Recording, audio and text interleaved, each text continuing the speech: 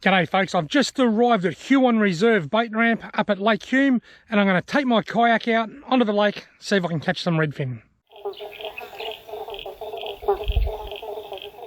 Now my first observation coming up here to Hume Reserve, there were a few cars with trailers, boat trailers at Ebden Reserve. At Ludlow's there was heaps of cars and boats, and up at Hume up here there's none. I hope that doesn't mean that there's heaps of fish biting down there and none biting here. Anyway, there's only one way to find out, and that's to get out there and give it a crack. Rightio, now I'm almost ready to go. But a huge thank you to Victorian Fisheries. They often hand out these little containers of sunscreen. Target 1 million sunscreen packs. Thanks to Victorian Fisheries, I am caked from top to bottom with sunscreen all over my neck, my arms, my legs. I'm also going to be wearing this hat, so hopefully that doesn't hinder the angle of the GoPro, but it's a very high chance of getting sunburnt today. It's hot, brilliant sunshine. Now also, thanks to Victorian Fisheries and New South Wales DPI Fisheries, Lake Hume is currently in the middle of a trial program, and that trial program is that you can fish this lake with either a New South Wales or a Victorian licence. They've made this fishable with both licenses, so if you've got Victorian and not New South, or New South and not Victorian, it doesn't matter. As long as you've got one or the other, you can fish anywhere in Lake Hume. Now that is anywhere in Lake Hume, but it's Lake Hume only because it's a trial and it doesn't extend to Lake Mulwale or anywhere on the Murray River. Let's just hope that the trial goes really smooth and they can extend it, but for now, Lake Hume only, and that's February 2020. It could be subject to change, but for now, Lake Hume can be fished with a Victorian or a New South Wales fishing licence. And that's really cool. I don't know what's going on here, but that's the third time the police helicopter's gone past. Righto, I'm in, I'm ready to go. So before I start, I'll tell you what I'm doing. Now, like I said earlier, if the camera angle is a bit dodgy, I do apologise. It's because I'm not used to wearing a GoPro on top of a hat. But on a day like today, my safety must come first. It's, I just do not want to get skin cancer. Now, I've got two rods. This one here I'm going to troll, and I'm going to just cast these little jiggle fishing lipless crankbaits that you've seen me use before, because they are dynamite on redfin and yellow belly. And this rod here, it's got a strike tiger nymph on it, just with a little one of those bright coloured jig heads. And what I'm going to do, I don't know whether you can see that or not, what I'm going to do while I'm fishing, I'm just going to dangle that under the kayak. That way any movement in the kayak will put a bit of movement in the plastic, and that's called dead sticking. So I'm just going to lower that under the kayak and dead stick with that, and I'm going to be actively fishing with the lipless crankbait here. That's what I'm going to start with. Look at the turtle just there.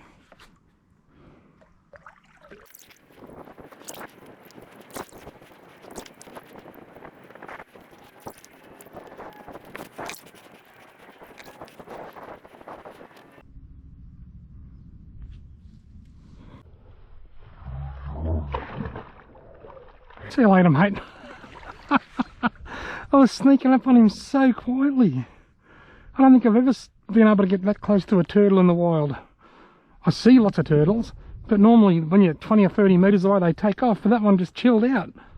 He was loving that sun.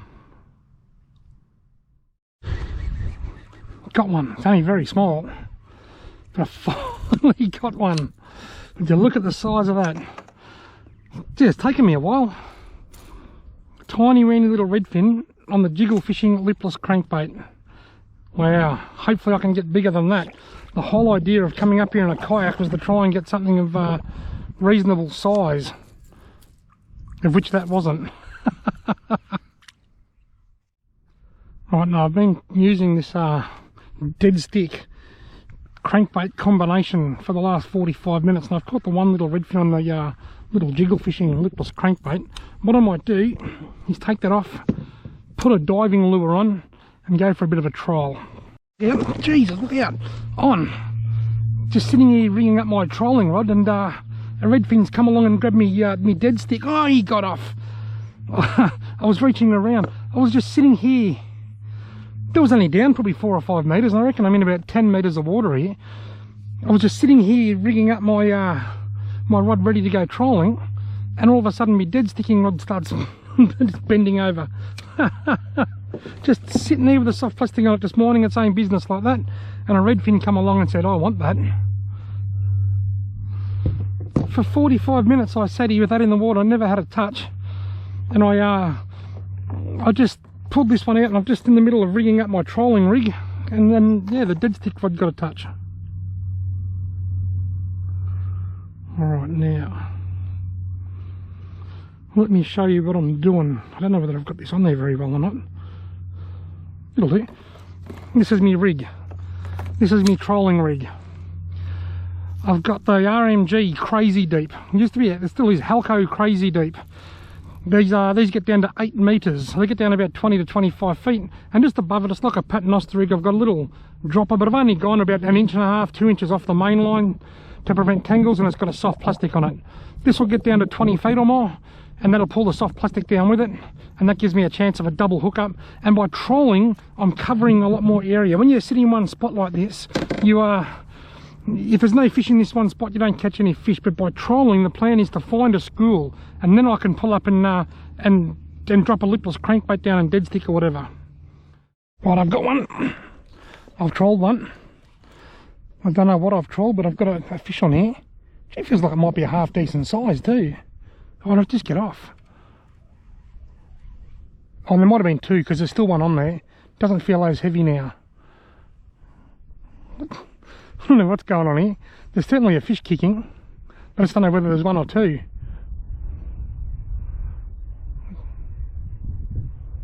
What have we got?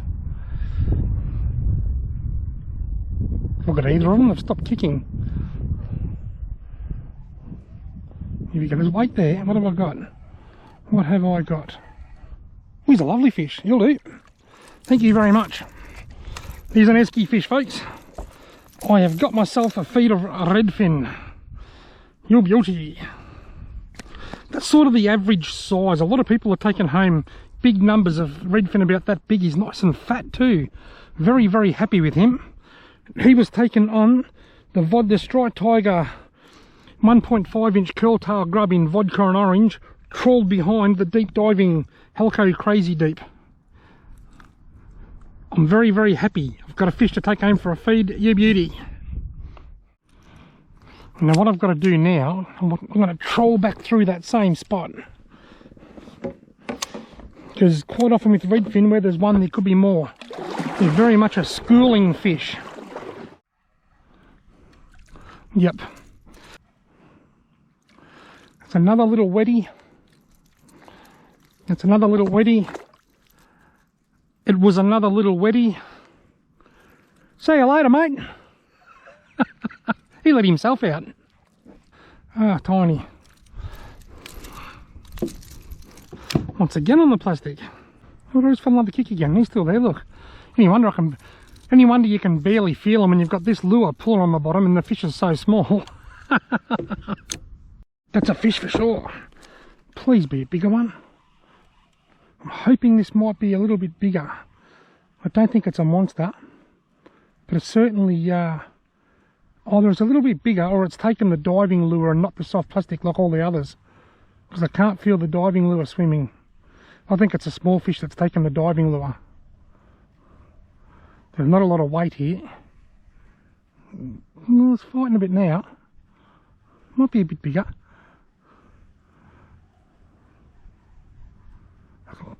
Let's go, what have we got? Come on, come on, come on, what have we got? We've got a double header, and they're 2 good ones. Shit, come in, you beauty. Oh, one got off. One got off, did you see that? I had 2. Well folks, my GoPro battery just went flat at exactly the wrong time. I've just replaced it. Oh, I don't know how much of that I got on film, but I could feel a bit of weight. I wasn't sure whether I could feel the diving lure wasn't swimming, so I thought whatever it is taking the diving lure.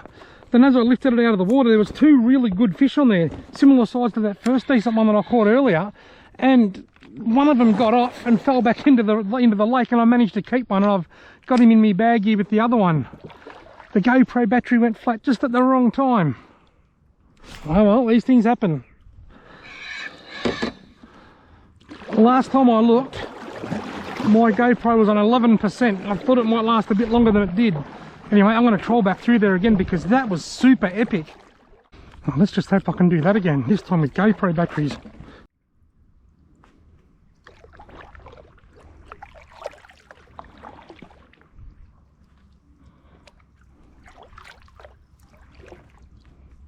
touch, that's a fish, got him. Got him. I'm on. Have you got another good one, or is it just a small one? Or is it even one? Has it got off? The lure's still swimming, the diving lure, so if there's a fish on here, it's on the plastic. There's one on here, but he'll be on the plastic. And I think he's small.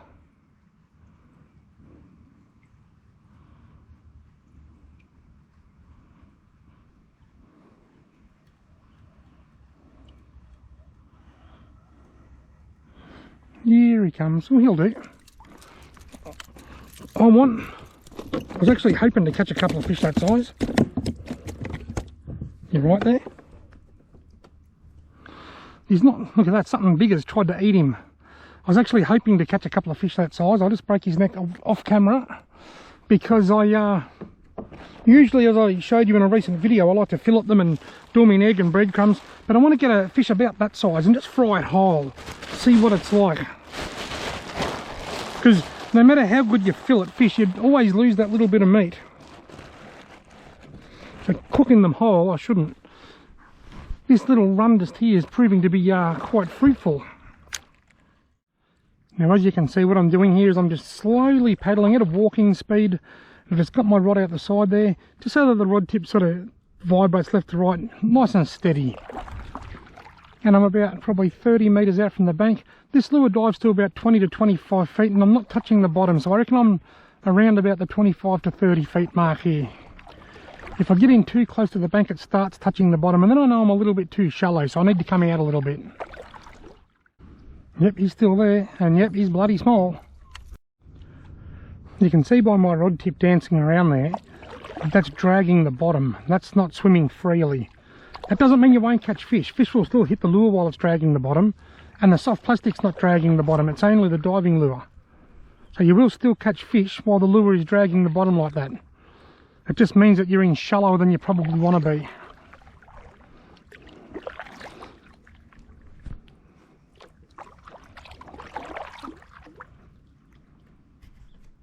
Now there's a fish just hit that now, look at that. There's a fish on that now while it was dragging the bottom.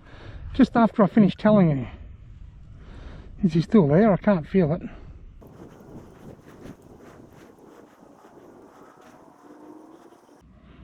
Here he comes. Look at that. He's only a tiny fish. That's why I couldn't feel him fight. But he hit that soft plastic while this lure was dragging to the bottom.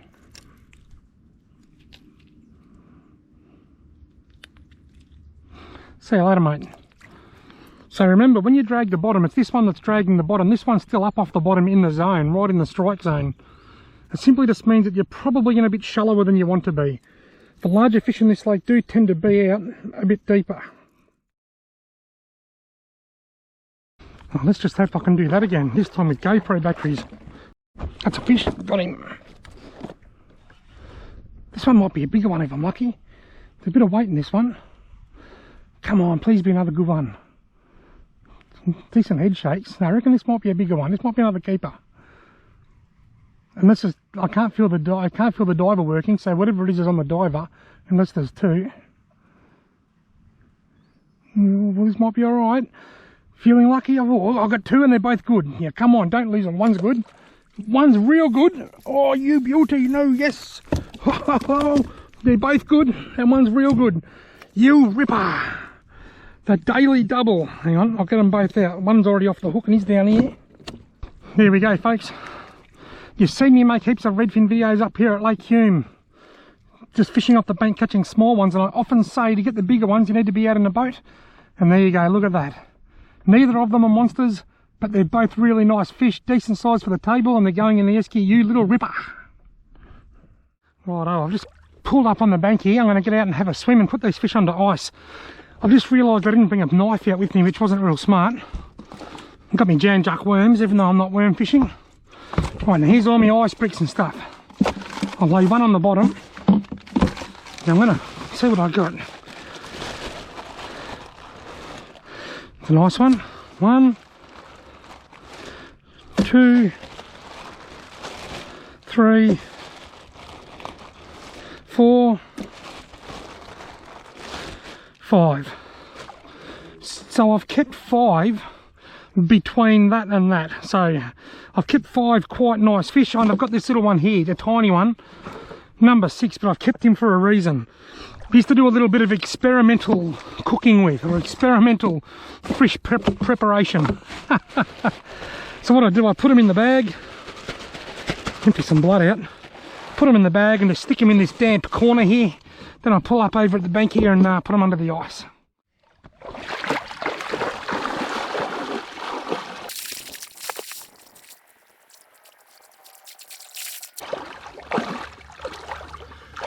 Geez, I needed this swim. Just before I pulled up, I looked at my watch. I'm tracking how far I've gone. I've paddled 3 kilometres and I've paddled 3 kilometres, fished for 2 hours. Now I'm going to fish my way back to the car. I'll just quickly tell you a funny story. Quite often on my video I say I won't break the fish's neck on camera because, you know, I don't want YouTube to see that it's sensitive and demonetise it and whatnot. Well, during the week, just a few days ago, I actually had a video taken down by YouTube. It wasn't just demonetised, it was taken down for breaching YouTube's terms and conditions about drug use or something. I was taken down because I was teaching people how to make narcotics. The video was how to tell which mushrooms are good to eat. And for some reason YouTube thought that I was teaching people how to make drugs. So they took the video down. Thankfully I was able to appeal YouTube's decision, and they removed my warning which they gave me, and they put the video back up. But that's how fickle YouTube can be, and that's why it's I quite often leave the neck breaking scenes and stuff out. Is he still there? Yes, he is. That one. He not gone.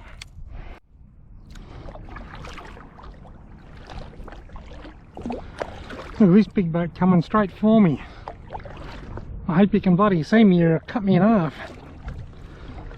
I'd hate to see him dent the front of his boat. That's not bloody Ross from Fish Talk, is it? I reckon it is.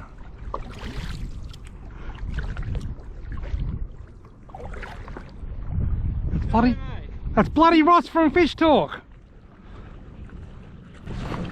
I'll be back at the things you see on Lake Hume, mate. How did you know I was here? I know, a little birdie told me it. How you been, alright? Yeah, good mate, good, yeah. I'll reel this. Yeah, I'll reel this in. Oh, you got one? Now folks, this is the famous Ross from, is it Fish Talk Video or Fish Talk TV? Fish Talk Video. Fish Talk Video on YouTube. Yeah, that's it, yep. This is a impromptu collaboration video. Yes, is it. Yeah. How you been, alright? Been over to the Baitcaster Bay because the wind was blowing from that way, and I come back across the bridge down there and I went through the checkpoint.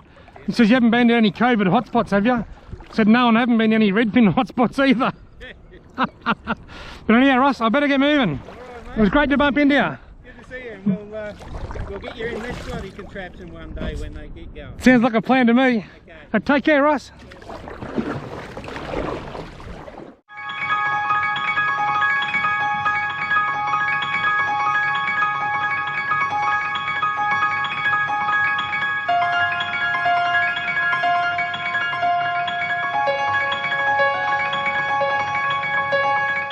Well folks, there we go, 5 nice redfin, not monsters, but nice fish, and a seagull or two feeding on the fish guts and gills and stuff that I've thrown down there. I've had a blast, a couple of hours on Lake Hume in the kayak, just magnificent, and a nice feed of redfin. Thanks very much for watching. I hope you've liked this video. If you have, why not give it a thumbs up, hit the subscribe button, and then hopefully I'll see you in my next video.